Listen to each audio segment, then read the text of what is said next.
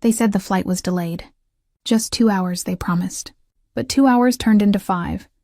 And somewhere between lukewarm coffee and the endless airport announcements, I realized time had stopped mattering.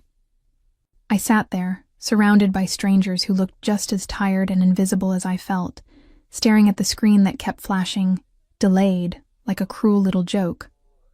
I wasn't supposed to be here this long. I wasn't supposed to be anywhere this long. I was supposed to be gone. Gone from the city. Gone from the noise. Gone from everything that had started to feel like too much. The air in the terminal felt stale, heavy with perfume, stress, and stories no one wanted to tell. I pulled my coat tighter and pretended not to care. Pretended I wasn't falling apart behind my calm expression. I had booked that ticket to escape a life that had already stopped feeling like mine. A breakup, a betrayal, a string of bad choices. It all blurred together into a single ache I couldn't name. That's when I saw him. At first, he was just another traveler, leaning casually near the cafe counter, scrolling through his phone like he owned the place. But there was something about him. The way the crowd seemed to part when he moved. The quiet confidence in his posture. The faint smirk that looked too practiced to be innocent. His suit fit like it had been stitched by sin itself. The world around him dimmed a little, and for the first time that day, I forgot I was tired. Our eyes met for just a second, a mistake, maybe, but it was enough. He looked at me like he already knew what kind of pain I carried, like he recognized it, and maybe that's what scared me most. I looked away first. Of course I did. You don't stare at men who look like that, men who radiate control, danger, and the kind of confidence that feels like gravity. But he didn't look away. I could feel it. His gaze, steady and unreadable, tracing the air between us like an unspoken challenge. Another announcement. Another delay, another excuse for fate to play games with me. He was still there when I stood to stretch. Still there when I walked past the window pretending to check my phone, and when I finally sat again, I caught a glimpse of him walking toward me. Calm. Certain. Like he'd already decided something I hadn't even been offered a choice in. When he stopped beside my chair, I could feel my pulse echo in my throat. He didn't smile this time. Didn't ask if the seat was taken. He just said, in a voice that sounded like smoke and certainty, "Commercial flights aren't worth the wait. You should come with me instead." And that was how the delay began to end. I should have laughed. I should have said no, or at least pretended I was waiting for someone. That's what normal people do when strangers invite them onto private jets in the middle of an airport delay. But normal had left my life a long time ago. He stood there, calm and steady, watching me with eyes that seemed to study every heartbeat I tried to hide. There was something about him that made the noise of the airport fade. The crying kids, the dragging suitcases, the metallic voice announcing another delay.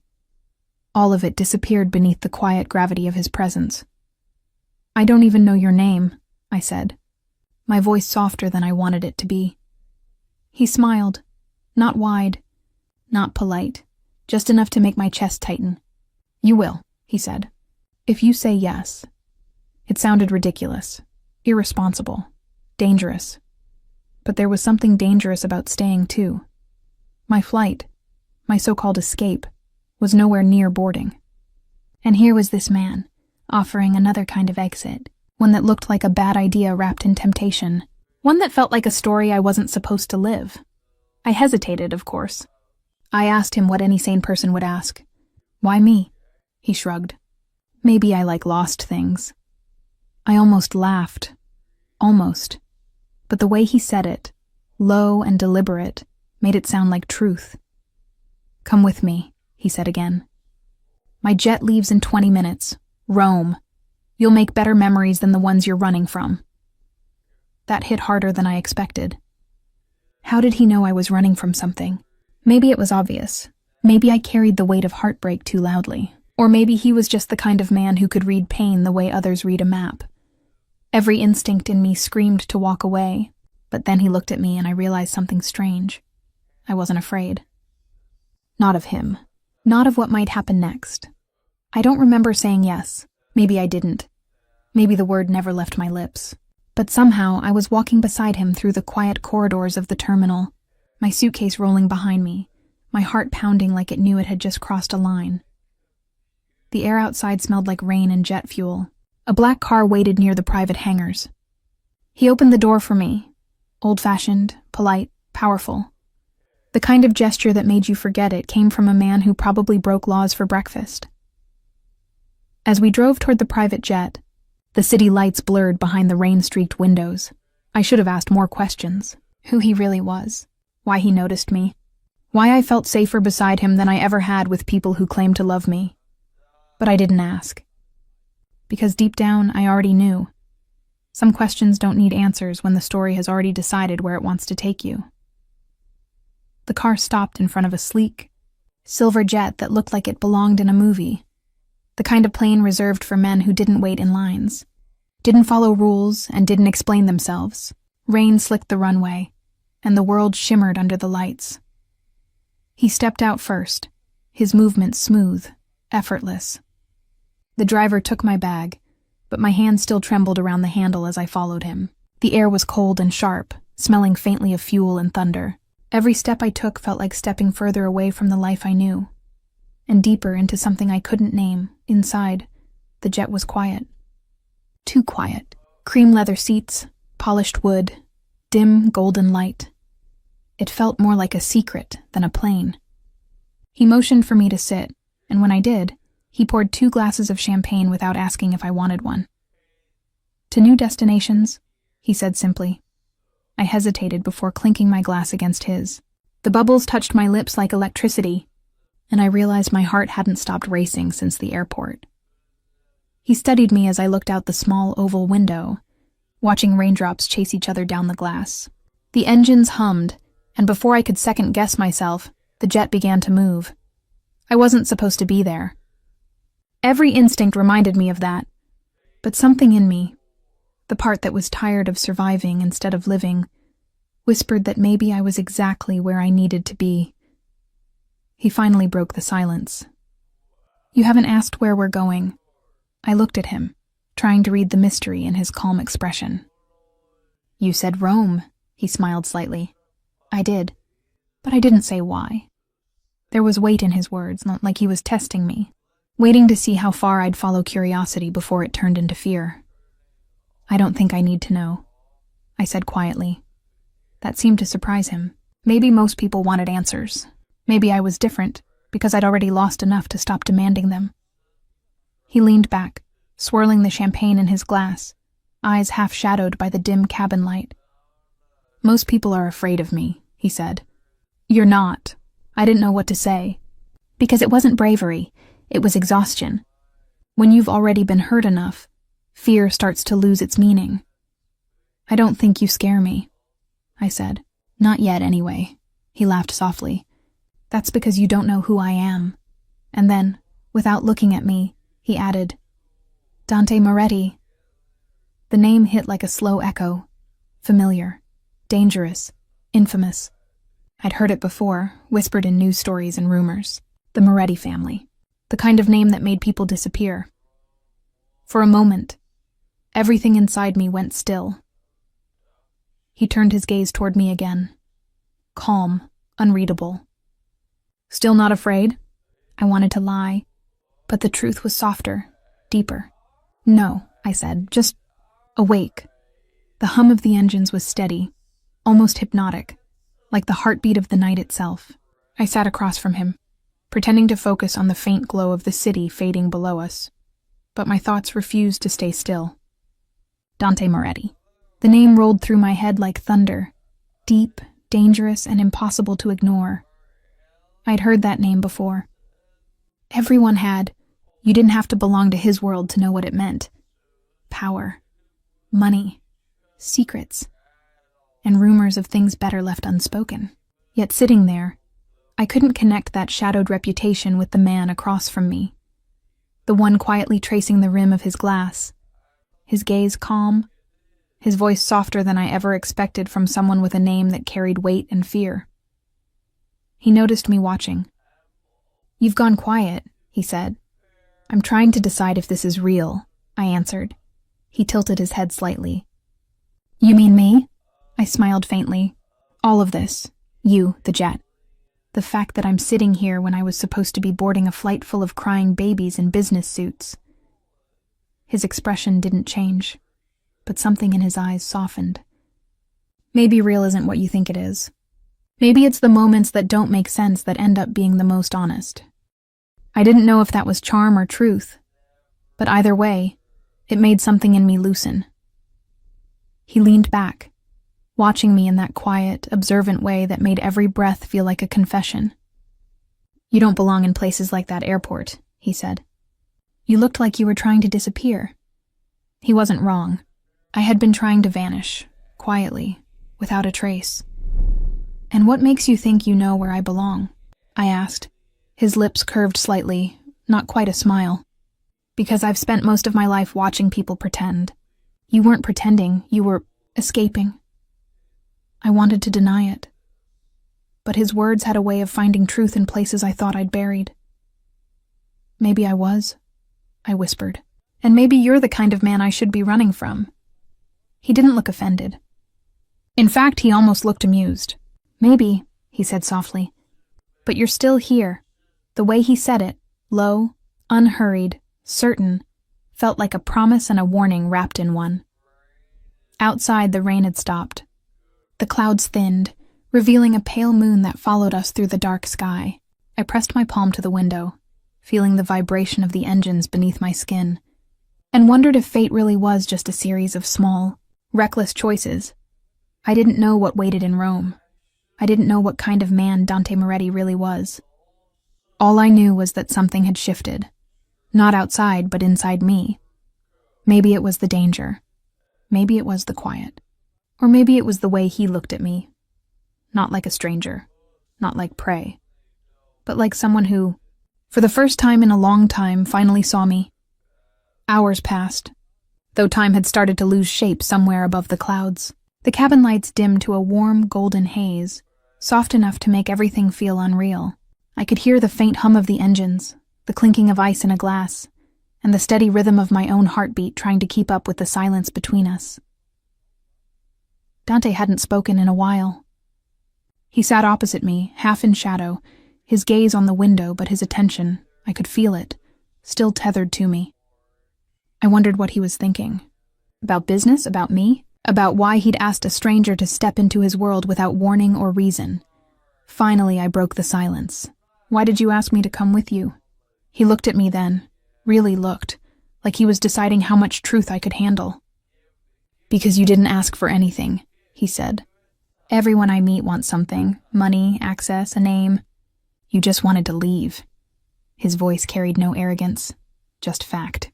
It was strange, hearing that kind of honesty from a man like him, the kind who was used to control, who probably never needed to explain himself.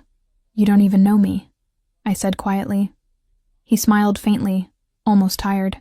You'd be surprised how much you can learn about a person without words. The way they sit, the way they look at doors, the way they hold their breath before they lie. I didn't know whether to feel flattered or exposed. So what did you learn about me? He leaned forward, elbows resting on his knees, eyes locked on mine. That you were never planning to go where your ticket said. You were running. Not toward something, but away. The words landed like a whisper against an open wound.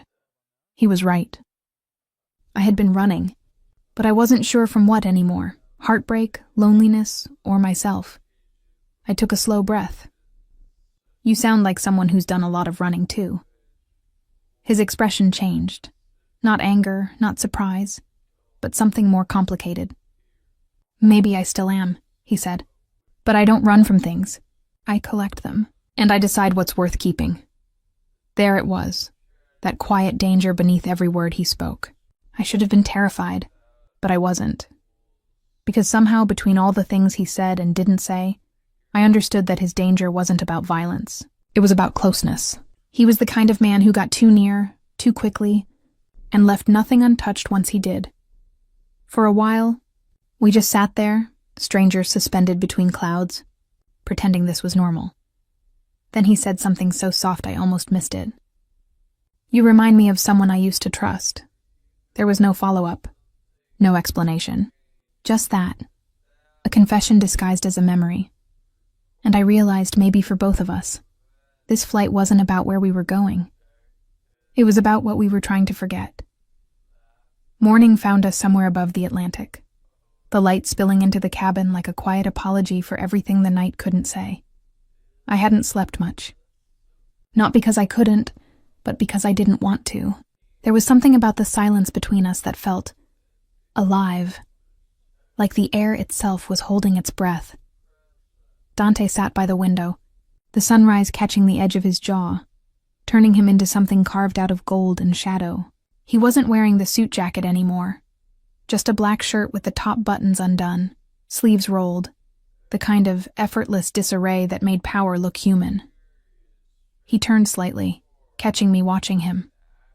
"You don't trust easily, do you?" I blinked, unsure if it was a question or a statement. "I trust when I have a reason to."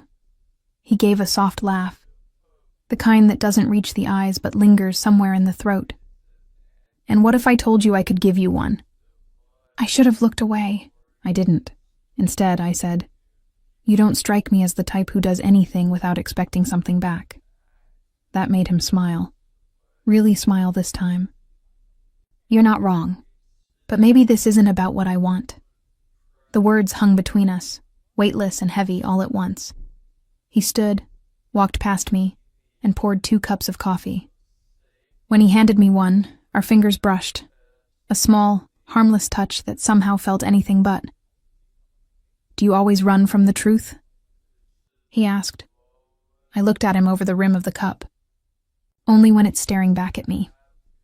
He leaned against the counter, studying me like I was a puzzle he wasn't sure he wanted to solve. "You're not like them," he said quietly. "The women who try to be close to me. You don't look for control.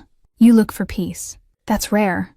For a second I almost forgot to breathe, because beneath his calm voice I could hear something raw, a kind of loneliness that matched my own. "Maybe peace is overrated," I whispered. He stepped closer, not touching, but close enough that I could feel the heat of his presence. "No," he said, his voice low. "It's just expensive." And just like that, the air changed. I could feel it, the gravity between us shifting, thickening, pulling. It wasn't lust, not yet. It was something quieter, more dangerous. He looked at me for a long time, then turned away, breaking whatever invisible thread had started to tie us together. "Get some rest," he said. "We'll land in 2 hours." But I didn't sleep. Because I knew something had begun, something neither of us planned for, not romance. Not yet. Just the slow unraveling of 2 people who weren't supposed to understand each other. But somehow did. The wheels touched the runway with a quiet thud that felt more like a warning than an arrival. When I opened my eyes, the world outside had changed. No longer the gray skies of New York, but the sun-drenched hills of southern Italy, glowing gold under the morning light. For a moment it didn't feel real. The vineyards stretched endlessly, the air shimmered like a dream, and in the distance, the sea caught fire beneath the sun. And somewhere between that beauty, a quiet unease began to bloom. Dante was already up, jacket back on, mask of calm in place. Whatever warmth the night had allowed him, it was gone now. He was the man from the airport again, precise, unreadable, powerful. "Where are we?" I asked, my voice still rough with sleep. "Private airfield outside Amalfi," he said simply. "My family's estate isn't far. My family's estate." The way he said it, so casual, so heavy, made something tighten in my chest. When we stepped outside, the air smelled of citrus and salt. A line of black cars waited, engines already running. Men in dark suits stood beside them, quiet, watchful, disciplined. The kind of silence that spoke louder than words. One of them nodded to Dante.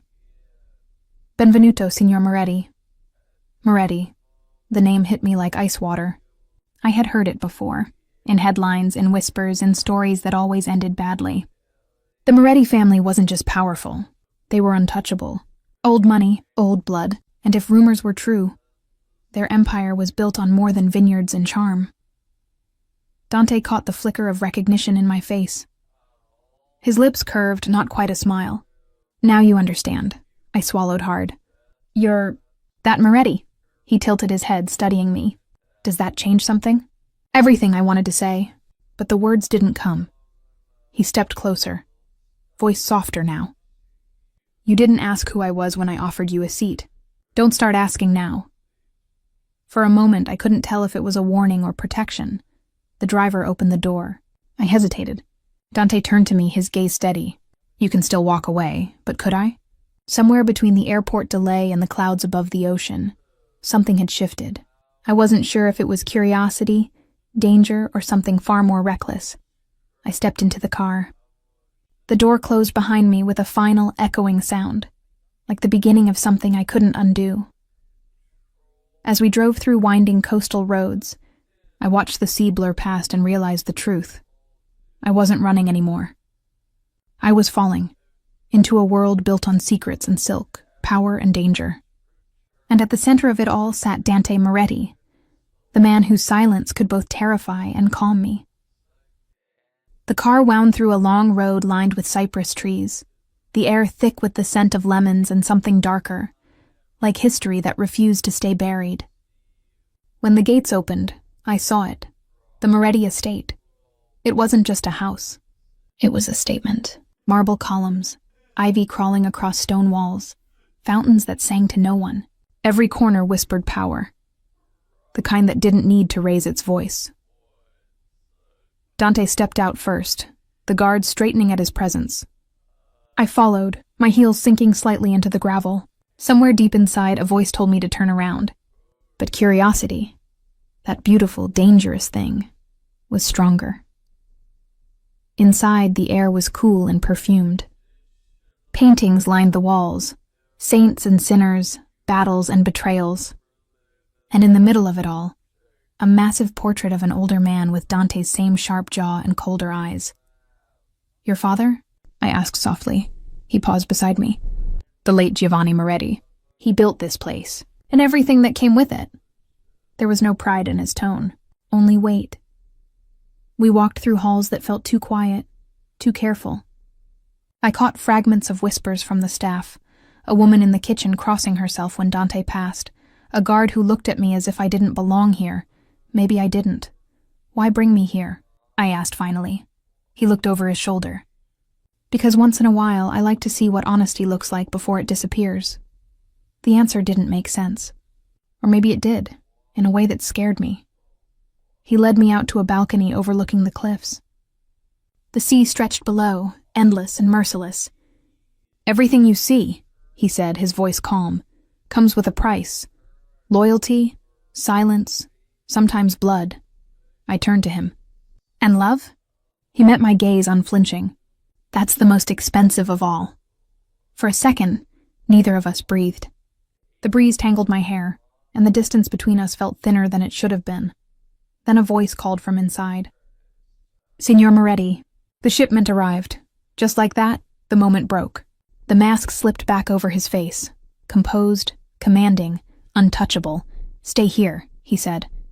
Don't talk to anyone. Don't wander. And he was gone. I stood there, staring at the horizon, the waves crashing far below. And for the first time, I wondered if I'd stepped into a story that didn't have an ending. Somewhere inside that beautiful prison of glass and marble, a truth was waiting, about who Dante really was, and what he might cost me. He told me not to wander, but some words sound less like warnings and more like invitations. The moment Dante disappeared down the hall, curiosity began its slow, traitorous rise. The estate was too still, too quiet. It felt less like a home and more like a stage, every step echoing with secrets that refused to die. I followed the sound of voices, soft at first, then sharper. Words in Italian, low and commanding. I couldn't understand every phrase, but I understood tone, control, tension, power. It led me to a door slightly ajar. I hesitated, then leaned closer. Inside, Dante stood by a long wooden table. Around him, 4 men in suits, older, heavier, with faces carved from suspicion. Papers spread before them, and between them sat a small black case. Dante's voice was calm, but his eyes were something else, sharp, cold, the kind that didn't ask twice. "Tell me again," he said, in perfect English, "why the payment didn't arrive." One of the men stammered something about delay, about border checks. Dante didn't raise his voice. He didn't need to. His silence did all the work. When he finally spoke, it was almost gentle. "Fix it, or someone else will." A pause. Then he turned, and for a heartbeat, his eyes landed on the doorway. On me, I froze. The air left my lungs.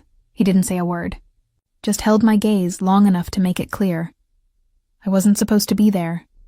Then, just as quietly, he dismissed the others. They filed out without a glance in my direction, the door closing behind them with a soft click.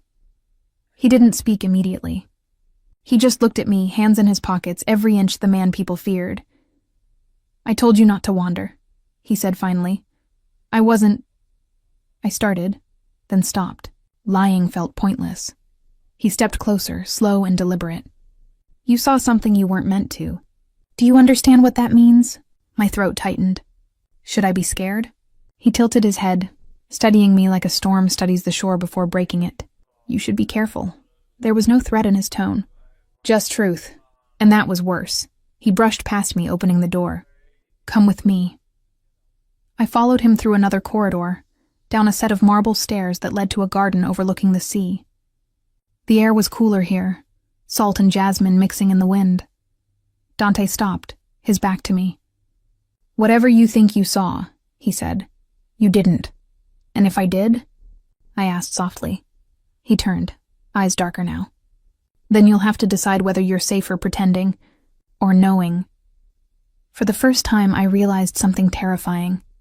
I didn't know if he was protecting me from his world or pulling me deeper into it. That night, the estate didn't sleep. Or maybe it was just me who couldn't. The house felt alive, breathing through the creak of floorboards, the whisper of wind brushing against glass. Somewhere below, footsteps moved in rhythm, guards shifting, men speaking in hushed Italian. It wasn't peace. It was control, measured, calculated, suffocating.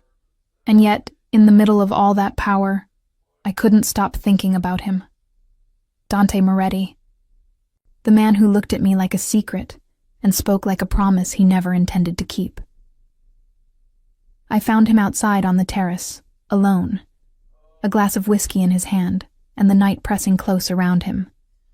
The moonlight touched his face, and for once, he didn't look untouchable. He looked tired. I stepped closer. "You don't sleep much, do you?" He didn't turn. "Sleep's for men who don't have ghosts. Do you?" He gave a soft laugh. "More than I can count." Silence settled between us, gentle but heavy. The kind of silence that only exists between two people who have both run too far to go back. Finally, I said, "You scared me today." He nodded, still not looking at me. "Good." "That's not funny," I said quietly. It wasn't meant to be. Something in his tone made me shiver, not from fear, but from the strange, quiet ache underneath. "I didn't mean to see anything," I whispered. "I know." "Then why do you look like you're waiting for me to disappear?" That made him turn. His eyes caught the moonlight, softer now, sadder. "Because people don't stay when they find out what I am." He set the glass down, stepped toward me slowly, every movement deliberate, careful.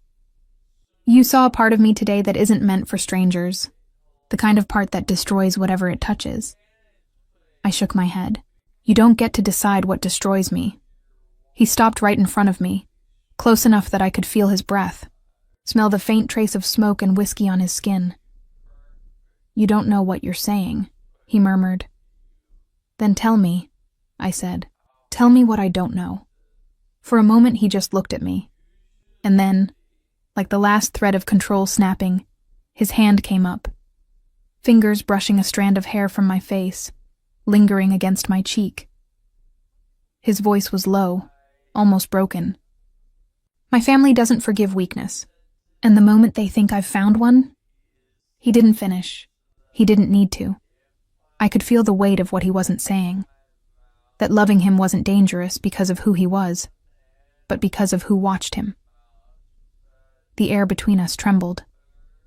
And when he finally whispered, "You should have never stepped onto that plane," I knew he meant it, but it was too late. Because somewhere between fear and fascination, I already had. Morning crept slowly through the curtains, soft light spilling over the marble floors like the world itself was trying to make amends for the night before. I hadn't slept. Not after what he said, not after the look in his eyes when he told me I should have never stepped onto that plane. I found him in the garden again. He was sitting alone this time, without the glass, without the armor. Just a man in a dark shirt, staring out at the endless horizon. For the first time, he didn't look like Dante Moretti, the heir, the legend, the whispered name. He just looked human. I didn't say his name. I just sat beside him, the silence between us fragile but honest. The morning air carried the scent of roses and salt. It almost felt peaceful, if peace could exist in a place like this. After a while, he spoke. "You ever wonder what it's like to be born into something you never chose?" I turned to him. "All the time," he smiled faintly. "My father used to say the Moretti blood doesn't run, it commands. That we don't ask, we take. And if we bleed, we make sure someone else bleeds more." There was no pride in his voice, only fatigue. "He died when I was 20, Dante continued. "I buried him and inherited a kingdom built on silence and sin. People talk about power like it's freedom. It isn't. It's a cage with golden walls." I looked at him carefully. "And you stay because—" He met my gaze, eyes dark but unguarded. "Because leaving would mean someone else takes my place. And they'd be worse." For a moment, I didn't know what to say. What could you possibly say to a man who carried the weight of an empire and the guilt of keeping it standing? So I didn't say anything. I just reached for the rose petal that had fallen onto the table between us, twirling it between my fingers. "You talk like someone who wants redemption." He laughed softly. "Redemption doesn't exist for men like me. Only reputation, but you still want it." He looked at me for a long time before answering. "Maybe I want to remember what wanting felt like." The wind picked up, rustling the leaves. For a heartbeat, it was like the world forgot who we were. Then he said something I didn't expect. "There's a chapel on the hill behind this house. My mother used to go there every Sunday. It's quiet now. No one's been inside since she died." I waited. "Come with me," he said softly. "It's the only place here that still feels clean." And in that moment, I saw it. The man he buried beneath the name, the heir, the power, the boy who once believed in something pure before the world taught him how to hide it. And for the first time I realized I wasn't just drawn to him. I was starting to understand him. The chapel sat on the edge of the cliffs, half hidden by ivy and thyme. From the outside, it looked forgotten, the kind of place even the sea had learned to whisper around instead of through. We walked there in silence. The path was narrow, the air heavy with the scent of rosemary and stone. Dante led the way, hands in his pockets, shoulders tense like he was walking toward something he wasn't ready to face. When we reached the old wooden doors, he paused, just for a moment, before pushing them open. Inside, the air was cool and still. Dust floated in golden light spilling through stained glass. Candles sat unlit on the altar. Wax melted into strange frozen tears. It felt sacred, not because of faith, but because of memory. Dante didn't speak at first. He just walked down the aisle and stopped near the front pew. I followed, each step echoing like a heartbeat. He traced his fingers over the back of the bench, where initials had been carved long ago. DM and LM, I read softly. "My mother," he said. "Lucia Moretti. She used to bring me here when I was a kid. She said it was the only place where the world couldn't hear us." I looked around. "It still feels that way," he nodded. "After she died, I stopped coming. My father said prayer was for the weak, but she believed in forgiveness." His voice cracked, barely audible. It was the first time I'd heard it. A break in the armor. I stepped closer. "Did she forgive you?" He smiled sadly. "She never got the chance." Silence. only the sound of the wind outside, brushing against glass like a ghost trying to come home. Without thinking, I reached for his hand. His fingers were cold, tense, until they weren't. He didn't pull away. "Everyone thinks they know what kind of man I am," he said quietly, "but no one ever asks what kind of man I wanted to be." I looked at him. "Then tell me." His eyes met mine, steady, dark, unguarded. Free. That one word hung in the air, soft as a prayer. Something shifted. The space between us stopped being space. It became gravity. He reached up slowly, brushing his thumb against my jaw, his breath close enough to taste. But he didn't kiss me. Instead, he whispered, "You should leave before I forget what good feels like." My heart ached at the gentleness in his voice, because it wasn't rejection. It was protection, and somehow that hurt more. When he turned away, I let him. But as I stood there, staring at the stained glass bleeding light across the floor, I knew one thing for certain. It wasn't faith I'd found in that chapel. It was him, and that was just as dangerous. By the time we left the chapel, the sky had turned the color of bruised violets. The sun was sinking behind the cliffs, and the sea below was restless, waves crashing harder than before, like even the water sensed what was coming. We walked in silence. The air had changed. It felt heavier, charged. Halfway down the path, Dante stopped. His head turned slightly, like he'd heard something I hadn't. Then I saw it too. A black SUV parked just beyond the gates of the estate. It wasn't one of his. The shift in his posture was instant, calm but dangerous, the kind of stillness that happens right before lightning strikes. "Stay behind me," he said. My pulse quickened. "Who is it?" He didn't answer. His hand moved beneath his jacket, not for a gesture but for a weapon. The glint of metal caught what little light was left. 2 men stepped out of the SUV. Dark suits. No insignia. One of them said something in Italian I couldn't catch, but whatever it wasn't friendly. Dante replied, his voice low, sharp. The kind of tone that made you realize the man I'd met on the plane, the man who'd touched my face in a chapel, was the same man people feared for a reason. And then, just like that, the tension broke. A shout, a hand raised, the sound of something metallic clicking. Dante pushed me back so fast I barely had time to breathe before he fired once. Clean, precise. One of the men fell. The other froze. For a heartbeat, everything stopped. Even the wind. Dante stepped forward, the gun steady in his grip. He said something else, quieter this time. The second man raised his hands and backed away. The SUV's engine roared and then it was gone, swallowed by the winding road. I stood there, my heart slamming against my ribs, the smell of gunpowder lingering in the air. He turned back to me, eyes darker than I'd ever seen. "Are you hurt?" I shook my head, but I couldn't find my voice. He looked at me, not as the man in the garden or the chapel, but as something else. Something older, heir, protector, hunter. Finally, I whispered, "Is this what your world looks like?" He holstered the weapon, his jaw tight. "No, this is what happens when you try to leave it." There was no apology in his tone, only truth and exhaustion. As we reached the house, I glanced back once more. The chapel stood against the dying light, quiet and still. It looked peaceful from a distance, but now I knew better. Peace, in Dante's world, was never real. It was only the silence before the next storm. The storm hit just after sunset. Rain drummed against the windows like 1,000 quiet warnings. The old house groaned under the wind, the sea below roaring in time with every heartbeat I tried to steady.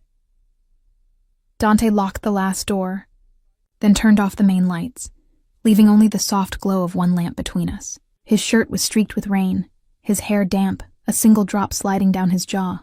He looked less like the heir to a mafia empire, and more like a man stripped down to something real, someone fighting against ghosts. I tried to breathe, but the silence between the thunderclaps was heavy enough to crush air. He spoke first. "They'll come again. Not tonight, but soon." He wasn't asking for pity. He was stating a fact, like the tide or gravity. What happens then? I asked. He looked at me, eyes searching mine. Then we stop running. A flash of lightning lit the room, his silhouette sharp, carved by fear and resolve. For a second I saw what that promise meant. It wasn't just defiance. It was a vow he'd already decided to die for if he had to. The generator flickered once, then the lights went out completely. Darkness swallowed the room, except for the faint reflection of the storm outside. Without thinking, I reached for him. He caught my wrist before I could pull away, not roughly, just enough to steady me. "You're shaking."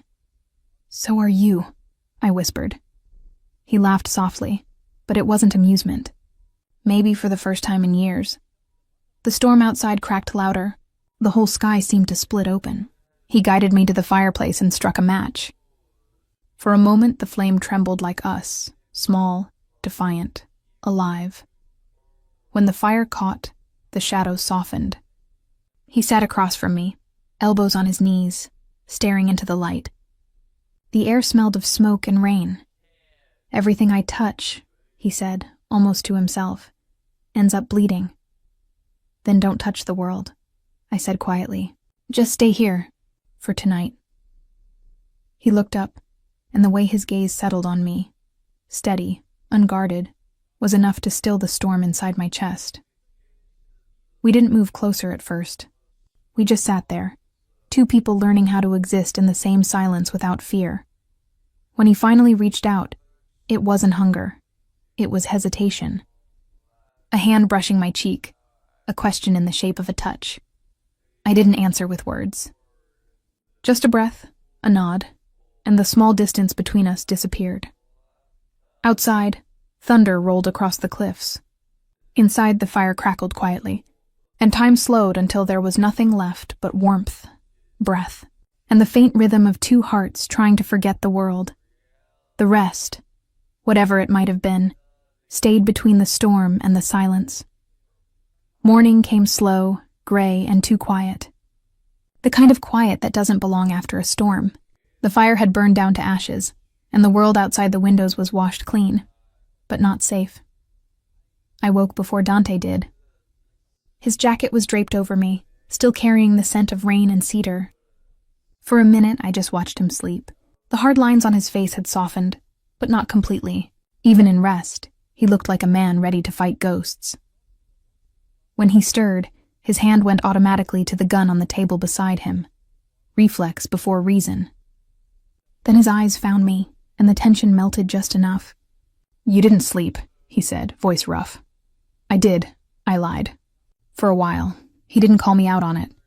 He just stood, looked toward the window and frowned. A car engine in the distance. Faint, steady, getting closer. The world snapped back into motion. He crossed to the window, pulled the curtain an inch to the side. "They found us." 3 words, flat, certain. My stomach dropped. "Already?" He turned to me, calm, too calm. "Get your things. We leave now." I moved fast, the adrenaline hitting like a cold wave. My fingers shook as I zipped the bag, and the thought hit me. I didn't even know where we were going. "Dante, where—" He cut me off gently. Somewhere they won't expect. Somewhere no one has my name. There was something about the way he said it. Not like a plan, but a plea. Like part of him still hoped for a version of his life where he could just disappear. Outside, tires crunched over gravel. The hum grew louder. Dante grabbed my wrist. Not rough, just sure. "Stay low." We slipped out the back, down the narrow path behind the house. The ground was slick with rain, the air sharp with pine and salt. The cliffs loomed ahead, endless blue-gray sea beneath them. For a moment, the world held its breath. A voice shouted behind us. Then another. The crack of a gun echoed off the rocks. Dante pulled me down behind an old stone wall, the sea spraying cold mist over us. "They won't shoot to kill," he murmured. "Not yet, not yet," I whispered, terrified. He looked at me, that strange mix of certainty and sorrow. "They need me alive, you—" "Maybe not." Before I could answer, he leaned in, not to kiss me, but close enough for me to hear him over the wind. "If anything happens to me, you run toward the cliffs. There's a boat below the cove. My voice cracked. I'm not leaving you, his eyes softened. You already did once. Don't make me watch it again. And just like that, he stood, gun drawn, face hard as stone, and stepped into the open. The world exhaled all at once. The sea roared. The fight had finally found us. The wind hit like a warning. Cold, fierce, alive, it carried the smell of the sea, and the sound of men moving through the trees behind us.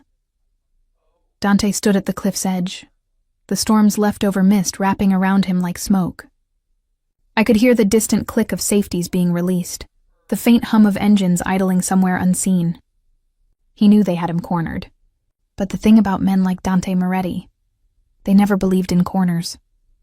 Only exits. Stay behind the wall, he said, voice even, no matter what happens. I wanted to protest, to tell him I wasn't leaving, but something in his eyes silenced me. It wasn't fear, it was farewell. Then the shouts came. A rush of footsteps. Commands in a language I couldn't fully understand, but I didn't need to. The tone was enough. Dante stepped forward, hands slightly raised. You don't want to do this, he called out. Walk away while you still can. The reply was a burst of sound, tires skidding, boots hitting gravel. And then the storm that had slept all night returned, not from the sky, but from the hearts of men. He moved first, fast, decisive. Not reckless, every motion measured, like a man writing his own ending with precision. I ducked behind the stone wall, heart pounding so hard I could taste it. The world shrank to noise, wind, shouts, the echo of conflict carried by the cliffs. For a moment, silence. Then his voice again, closer this time. Go! I looked up. He was already moving toward me, jacket torn, face pale but steady. They won't stop, he said. We have one chance, the boat. We ran. The path was slick, the rocks jagged beneath our shoes. Every step felt like a gamble against time. Behind us, the chaos blurred into distance, swallowed by sea spray and echo. At the last bend, he stopped. Grabbed my arm. You can't look back, he said. Promise me. I wanted to ask why, but the words wouldn't come. So I nodded. He let go, only to take my hand instead.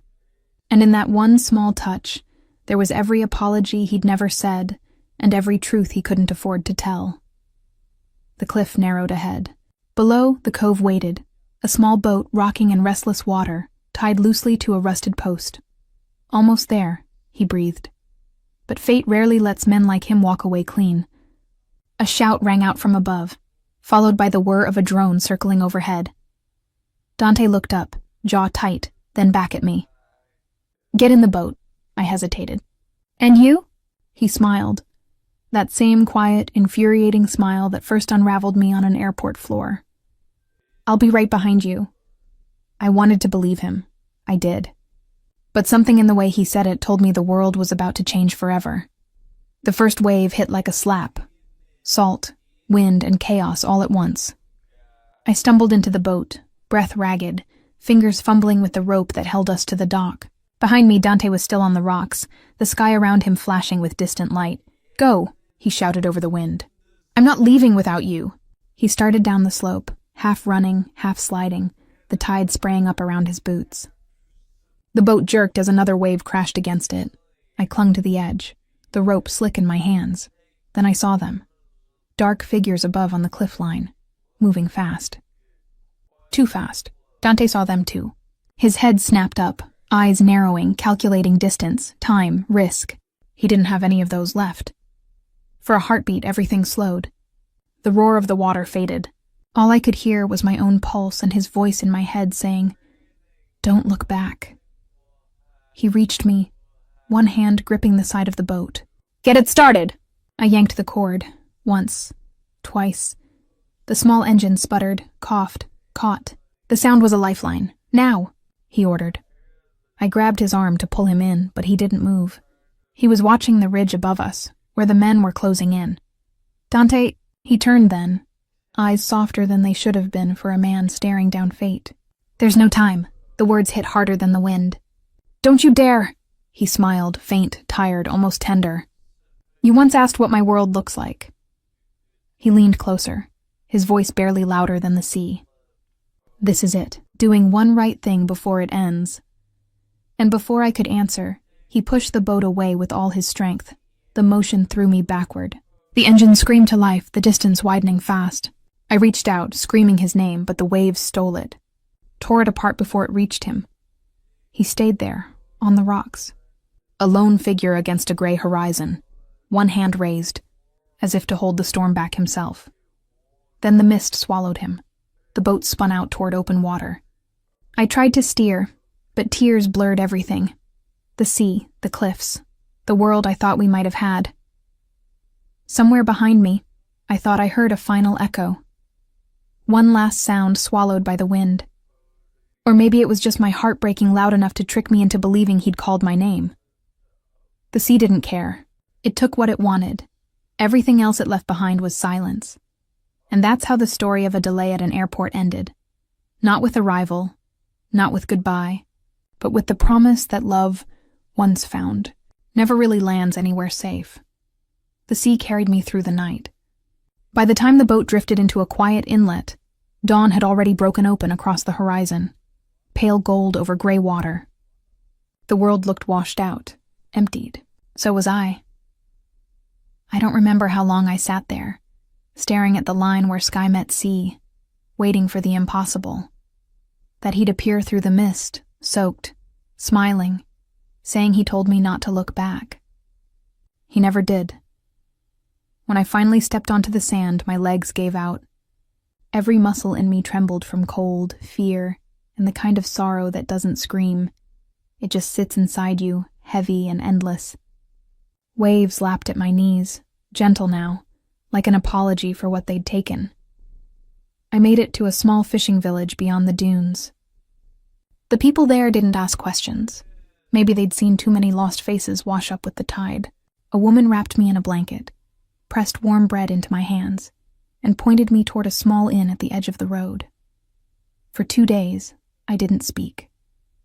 The world went on.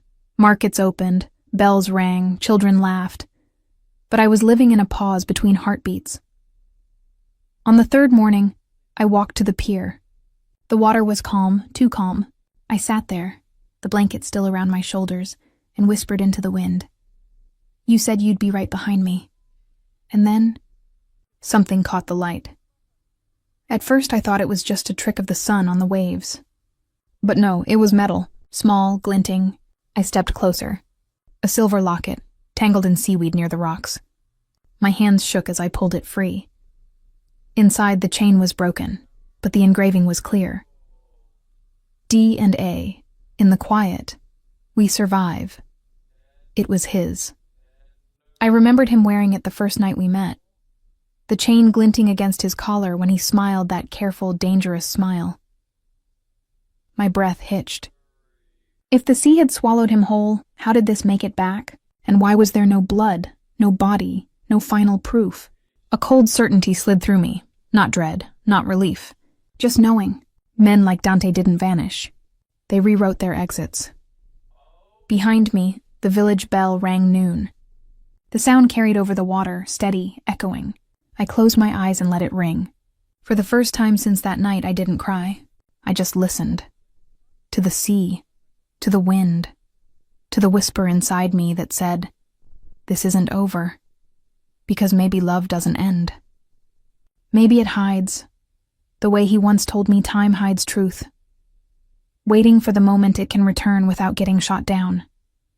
And somewhere beyond the horizon, I swore I could hear another engine start. Faint, familiar, alive. A's became weeks. The village began to fade into routine, fishermen hauling their nets, church bells marking hours I no longer counted. But inside me, something refused to settle. It was the sound. Every night just before sleep, I'd hear it again. The low hum of an engine that shouldn't exist anymore. I told myself it was imagination. That my mind, desperate for ghosts, was building one out of waves. And yet, every time the tide turned, it came back. A rhythm too steady, too human, too his. I started walking the coastline at dawn. Locals thought I was just another traveler nursing a heartbreak. They didn't know I was listening. One morning, an old fisherman stopped me. His face was all sun and years. "You lost someone to the sea," he said, not as a question. I nodded. He squinted toward the horizon. "Then you'll want to talk to the harbor guard. A man came through 2 nights ago. Said his boat was wrecked. Didn't give a name. Left before sunrise." My breath caught. Did he say where he was going?" The old man shrugged. "North, maybe. Toward the border towns. North. That was where the Moretti syndicate had ties. The safe houses. The ports no one talked about. By the time he turned back to his nets, I was already running. Back at the inn, I gathered what little I had. Money, passport, the locket now strung on a thin thread around my neck. It felt heavier than it should have, like it was leading me somewhere. The train station sat beyond the cliffs, overlooking the sea. I bought a ticket without knowing the destination printed on it. The woman behind the counter asked if I was traveling alone. I was, I said. Maybe not anymore. The journey north wound through rain and fog. Outside the window, the world blurred. Villages, forests, rivers, each one looking more like a memory than a place. I kept my hand over the locket. It was warm against my skin, as if the metal still remembered the pulse that once wore it. By dusk, the train slowed near an industrial port. Cargo ships loomed like sleeping beasts, their lights blinking through mist. That's when I saw it, painted faintly on the side of a warehouse. A symbol, half worn but unmistakable. The same emblem that was on the ring Dante used to twist when he was thinking. My chest tightened. He'd been here. I stepped off the train, the wind catching the hem of my coat. The air smelled like fuel and salt, his world's scent. Somewhere in the maze of ships and steel, I heard it again. The hum. Low, steady, defiant. And for the first time since the cliff, I smiled, because the sound wasn't a memory. It was a message. And if he was still out there, then so was the story we hadn't finished. The docks were almost empty by the time I found the hangar. Rust peeled from its doors, and every sound, a gull's cry, the crash of waves, echoed like memory. There was a man standing near the edge of the pier, coat whipping in the wind, his posture too familiar to mistake. For a long time, I didn't move. I'd imagined this moment 1,000 ways. Him alive, him broken, him gone again before I reached him. But nothing prepared me for the truth of it. He turned and the world just stopped. It was Dante. Alive. Changed, but alive. His hair was longer, a small scar cutting through his left brow, a reminder of what the sea had tried to take. When he spoke, his voice carried the exhaustion of someone who'd crossed more than oceans. "You shouldn't have come." I laughed, but it broke halfway through. "You shouldn't have left." We stood there, 2 ghosts trying to remember how to be human. He stepped closer, every movement hesitant, like he was afraid I'd vanish if he reached too fast. "I had to make them believe I was dead," he said quietly. "It's the only way to end it. To end them." I stared at him, tears fighting to stay where they were. "All this time I thought the sea took you." It almost did. His gaze softened. "But then I remembered. You still believed I could be something more than a name people feared. I couldn't let that die." He reached into his coat and pulled out something small. The other half of the broken locket. The chain glinted in the fading light. He placed it in my palm, his fingers brushing mine. The sea gives back what it can't keep. For a long time we didn't speak. The world around us faded to nothing but breath and wind, and the quiet thrum of a new beginning trying to form. Finally, he whispered, "If you stay, you'll never be safe." Not truly. I looked at him, heart steady for the first time in months. "Safety's overrated," he smiled, small, tired, but real. The kind of smile that only belongs to men who've lost everything and still choose to stand. Behind us, engines stirred. A private jet idling on the runway beyond the port. The same kind of sound that had once started everything. He glanced toward it, then back at me. "One flight, no past, no names." I took his hand. "And no turning back?" "Never again," he said. As we walked toward the plane, the last light of the day bled gold across the water. The air smelled of salt and jet fuel, danger and promise woven together one last time. And in that moment, I realized something. Love doesn't always heal you. Sometimes it remakes you into someone brave enough to start over. When the wheels left the ground, the coastline disappeared beneath us. The world below was small, quiet, almost peaceful. I closed my eyes and let the hum of the engine carry me forward. The same sound that once meant loss, now meaning freedom. Because in the end, it wasn't an airport delay that changed everything. It was the choice to stay and to keep believing, even when the sky was falling. They say the sea forgets everything.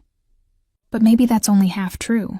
Because a year later, when the waves roll against the Amalfi Cliffs, sometimes I still hear the echo of an engine in the distance, steady, defiant, alive.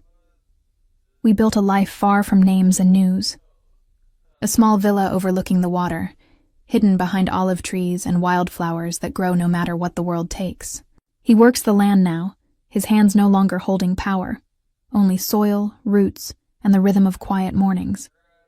Sometimes he hums while he works. The same low tone that once terrified men now only keeps the birds curious.